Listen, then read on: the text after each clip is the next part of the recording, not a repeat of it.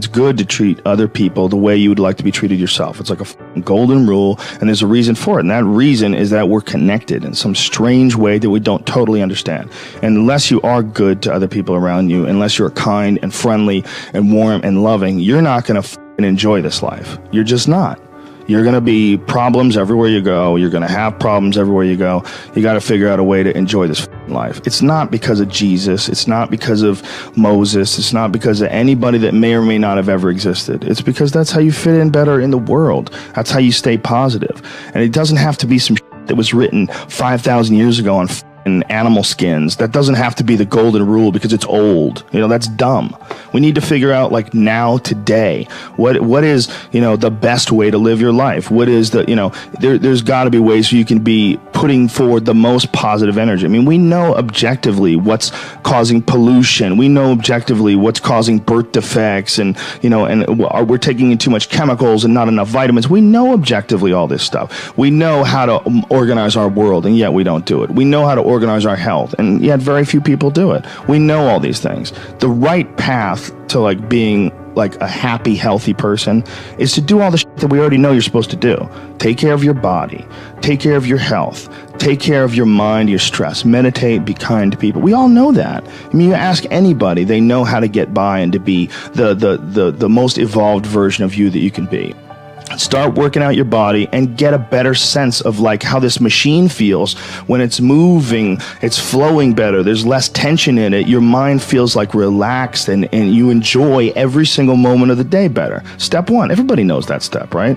What's step 2? Be cool to people. Be nice to as many people as you can. Smile at as many people as you can. Have them smile back at you. Tip well when you go to restaurants. Just do the most you can. Be as nice as you can, and just still manage to not have people walk all over you. Just get through this life as nice as you can.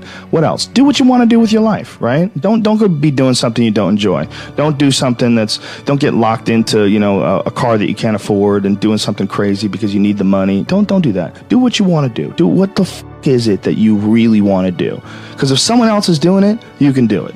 I mean, everybody makes their own path through this world, but a lot of people don't follow the path that they really feel pulled to. Just for whatever reason, they got negative programming. When they were kids, someone told them they couldn't do it, or told them to take the shortcut, or take the shore route. That's a sad thing, man, when you talk to dudes, especially like talented dudes, and they don't follow up with what they want to do, There's a bunch of people that will say, yeah, well, I have a family, so, it's a great idea for you to just go out there and go crazy. I have people to support. You need to listen. Stop saying that.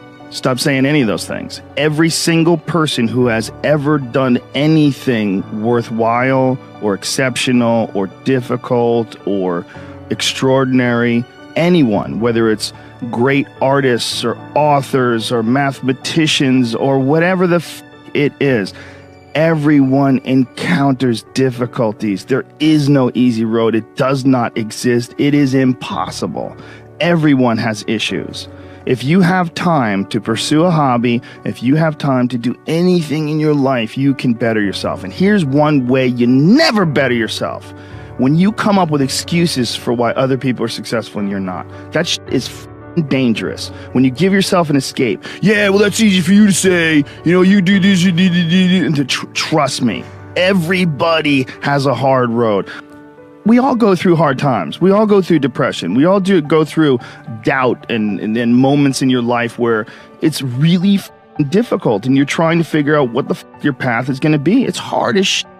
That is what makes you a person. And those difficult moments are what build your character. Show me a great man who's the son of a great man. That's what we're saying. These kids that are born billionaires, you're never going to be a self-made person. You have a backup trust for your backup trust for your trust, and you're man. Understanding that you can achieve those goals, it's going to be difficult. You're going to push through the difficulty, and then you're going to understand what difficulty truly is, and how much of it is just mental, how much of it is just in your mind. This adversity to difficult task or to struggle.